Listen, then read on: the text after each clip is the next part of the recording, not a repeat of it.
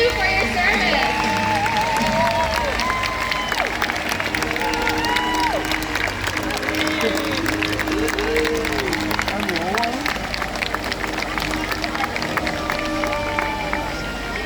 SeaWorld is not only here to those in uniform, but to the world that we share as well. Now please join Orca Encounter.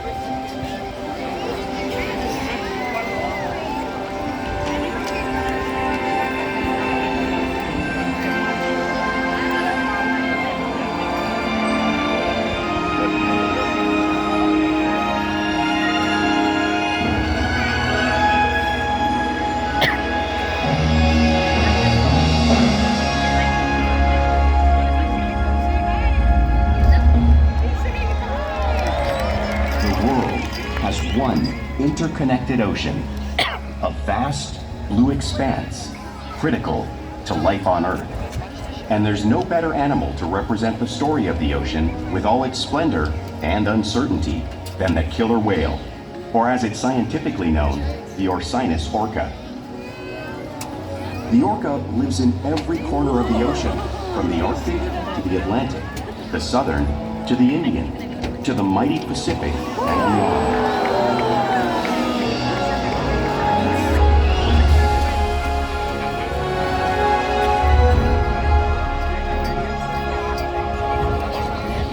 This whale's story is the ocean's story, and it is one we all share.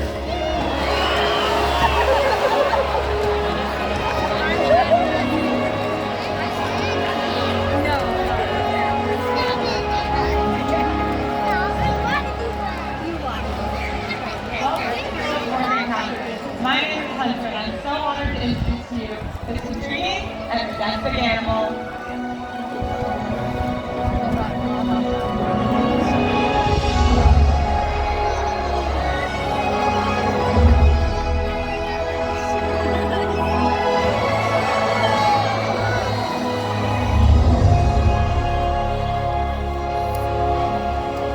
Nothing like seeing killer whales close and understanding more about them and their natural behaviors. We hope that this Orca Encounter helps you better understand these magnificent creatures and all that they represent.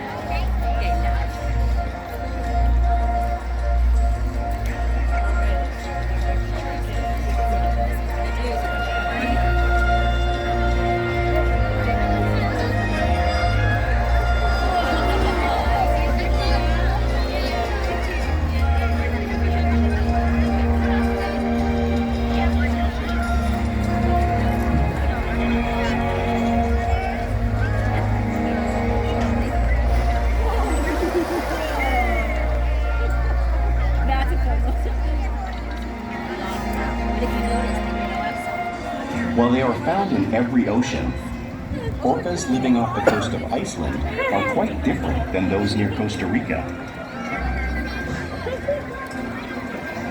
In fact, there are at least 10 types, or ecotypes, of killer whales. An ecotype describes the differences between killer whale size, physical form, prey, social structure, and habitat.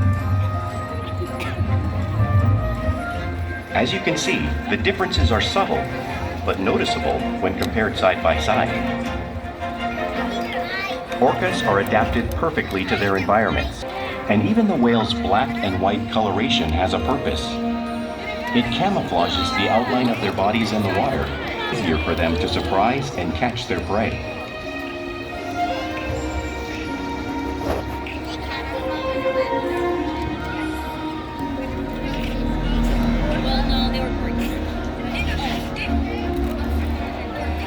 When viewed from above, the black of the whale blends in with the dark depths of the ocean.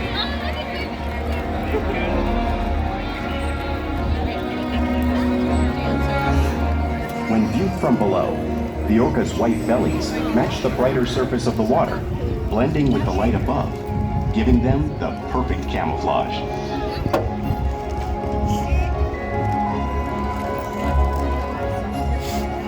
That's what I thought.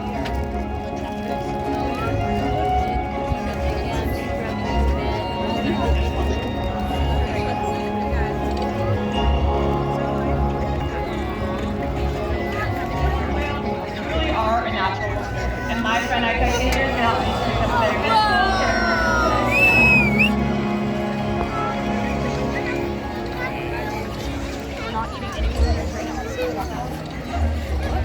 Their bowl is particularly designed to make a quick breath of air at the surface of the water. Even the location of his eyes is to his advantage. It appears as if his eyes are located in that white patch, but that's just a visual distraction. His eyes are actually located just before the white patch, camouflaged from watching prey.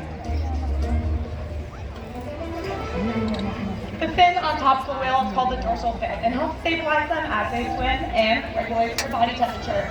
There's no muscle or bone inside of it, so that's why you may see a curve. The flippers on either side of the whale are called the pectoral flippers and are mainly used for steering and stopping. The pectoral flippers have 5 bony digits inside of them, just like the human hand.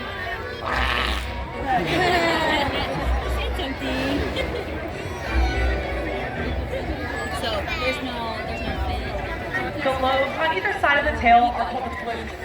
Now the tail flukes are the engine of the killer whale, propelling them up to speeds of 30 miles per hour, just as fast as some of our speedboats.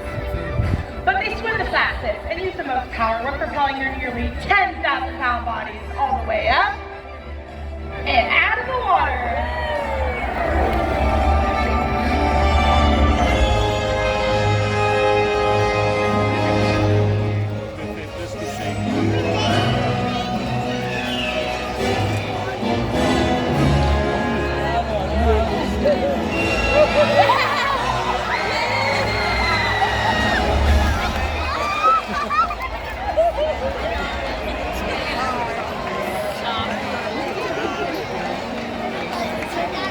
Killer whales are highly social animals with a well-defined social structure. An orca pack is always led by a female. Half the size of her male counterpart, she is in charge. It's all about attitude, not size. Because they live and work as a group, orcas need to communicate with sounds and body language. Orcas use clicks for echolocation or navigation.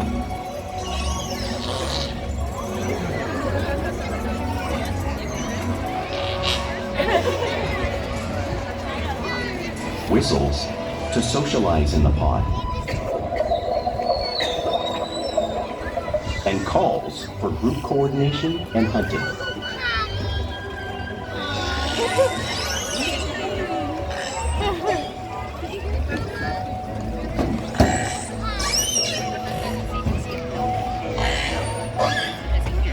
Vocal development studies here at SeaWorld show that early on, calves learn vocalization from their mothers. But as they grow, they learn from others close to them as well. This is a bottlenose dolphin call that Shuka learned and even taught other killer whales here at SeaWorld. In fact, orcas are the largest members of the dolphin family.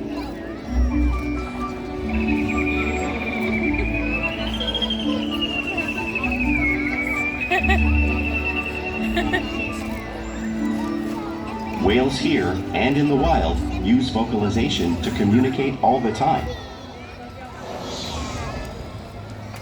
Like most animals, killer whales use body language as a form of communication. They use pectoral slaps to show dominance and to get noticed. For example, a mother might peck slap to get the attention of her calf.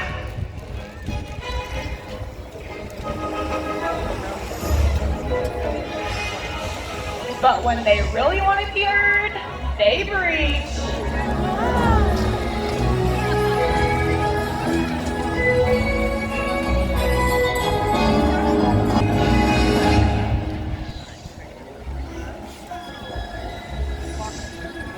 by helping teach my killer whales to coordinate and get a better view of their surroundings when they hunt.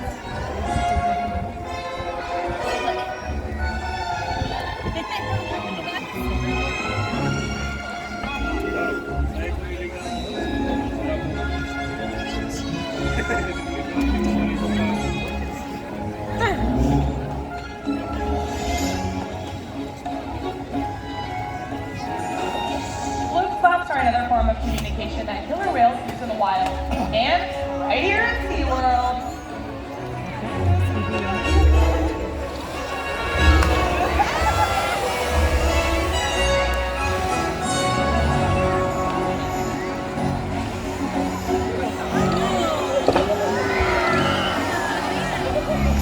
Killer whales are excellent communicators, so no wonder they're at the top of the ocean food chain.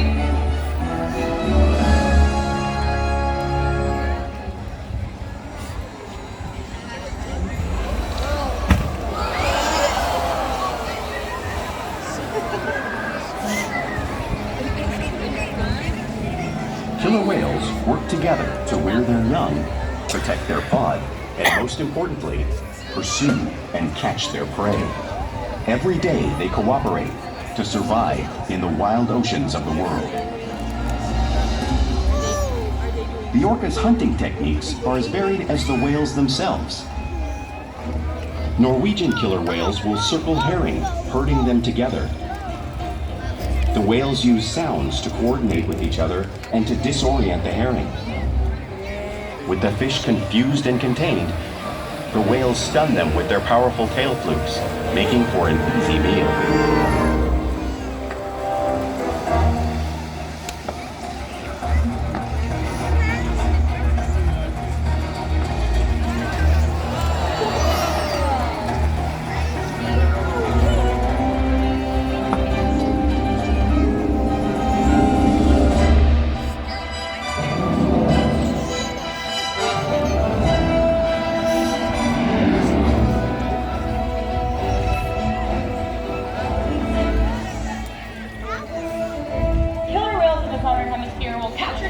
By pulling them right off the beach. You're seeing I can demonstrate this behavior right here. Let's find out.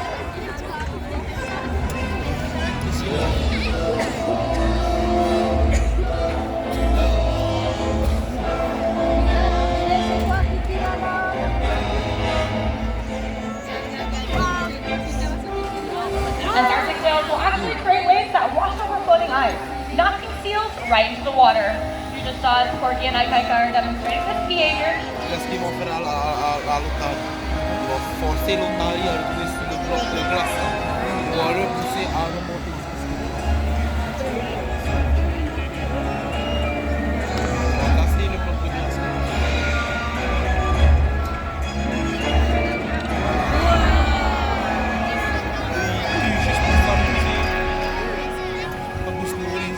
Now you all just saw these waves splashing in front of you. You cannot imagine the amount of water this waves until you experience it firsthand. Luckily I have a brave volunteer who is ready to take on the 55 degrees salt water.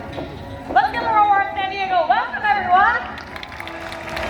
He's gonna need it. Alright, come on down, sit right here on this little ice earth and face that audience for me. Great job. Now are you ready to get wet? You guys think that she's ready to get wet? I don't know, but here comes our largest female at 60 years old. She's one of the most athletic whales and certainly one of the fastest, making up speeds of 30 miles per hour. Here she comes, pump through that water. This is Corky, everyone, and here's her wave in 3, 2, 1. Let's give our very volunteer one more round of applause. Great job. Now, killer whales are found all over our little ocean, so it's no wonder that they eat all kinds of prey, including other whales.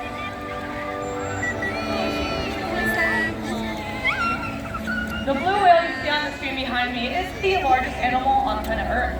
It's about 5 times long and 50 times larger than one of our killer whales. Below the size of Corky or our tiger here, take our whales that size in the wild? Well, it's all possible because killer whales are the ultimate team players.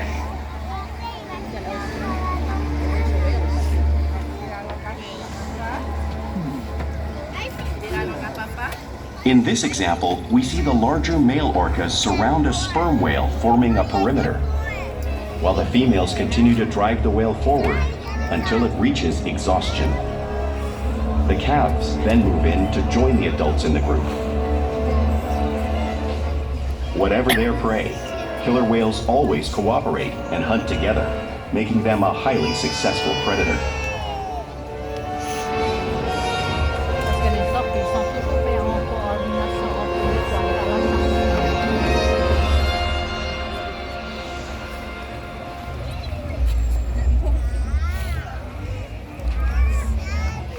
Play is an important part of everyday life for killer whales.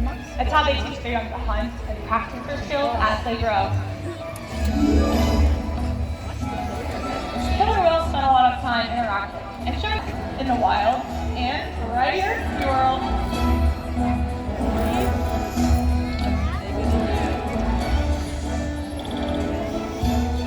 Porpoising is a whale swims fast up the surface, breaking out of the water just briefly.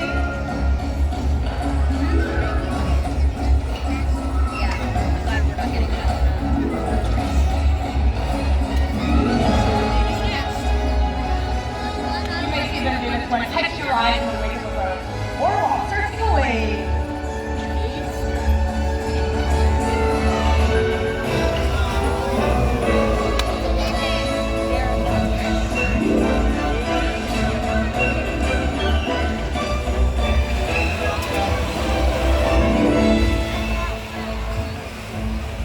Killer whales like to be touched and rub their bellies on rocks when they can.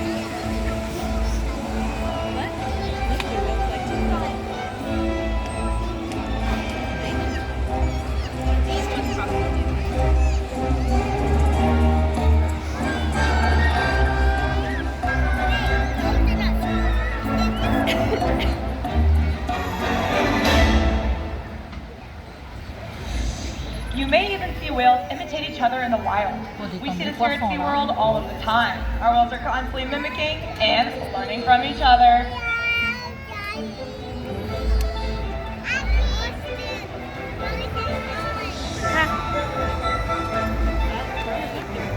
Normalement, ils montent les échelles.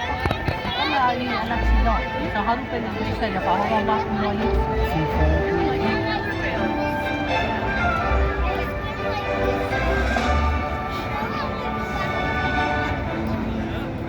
Playful behavior has its purpose.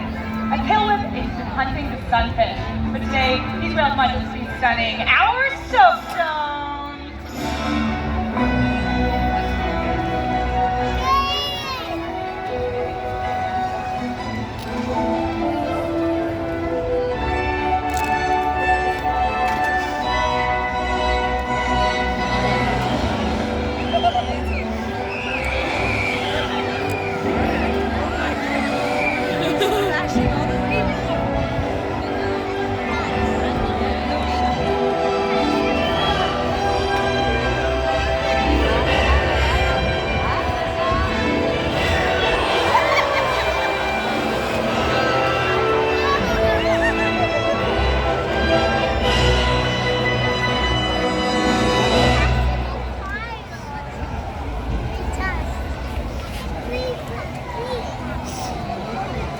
All day, every day, which allows us to share trusting relationships with them and provide optimal healthcare, research, and quality of life. Our killer whales participate in their own healthcare and well-being every single day, right here at SeaWorld. We can ask our whales to present us with different body parts for inspection, like their flukes or tails, so we're able to draw blood and make sure that they're staying healthy.